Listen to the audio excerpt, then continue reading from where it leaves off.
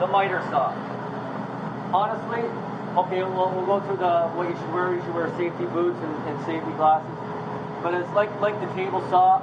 This here saw is the most dangerous tool in the shop as well. Because if your hands get anywhere near that blade, it's taking it off, unfortunately.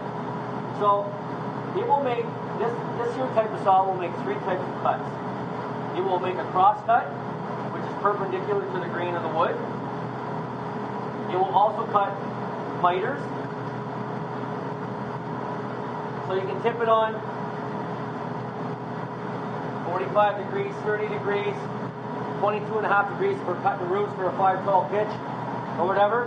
Or it will cut compound, which this lever right here, compound means it will cut 2 angles at once.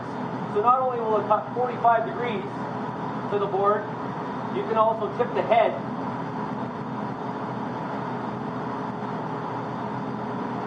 on any angle that you want as well.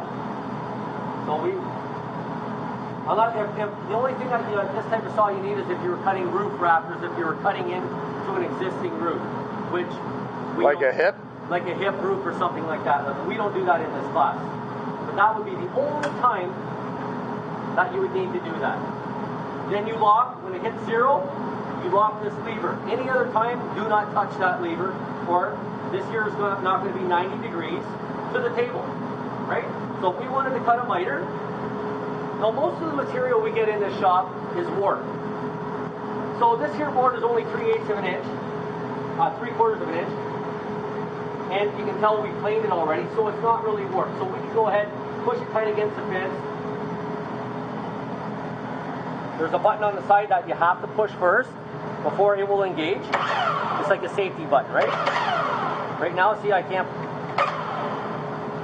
I'm pushing as hard as I can. It won't click in until I push this button in. Then the blade engages. So if I want to cut a 45-degree angle,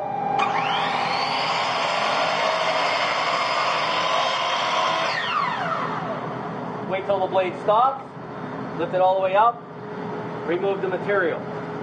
If I wanted to cut a cross cut, push in the button, loosen.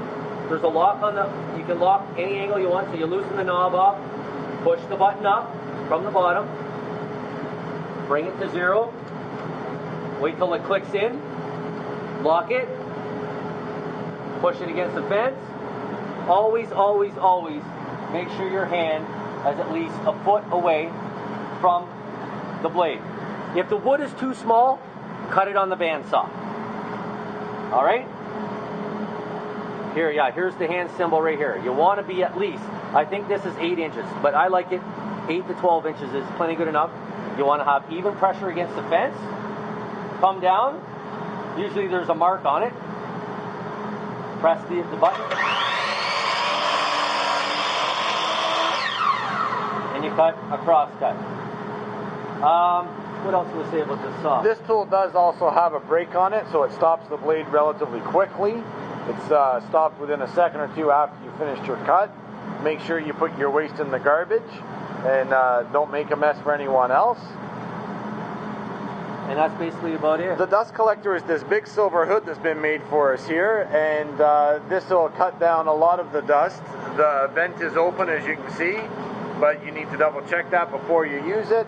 And it's not a bad idea to take a brush when you're finished and just tidy the tool up so it is ready for the next person. Okay.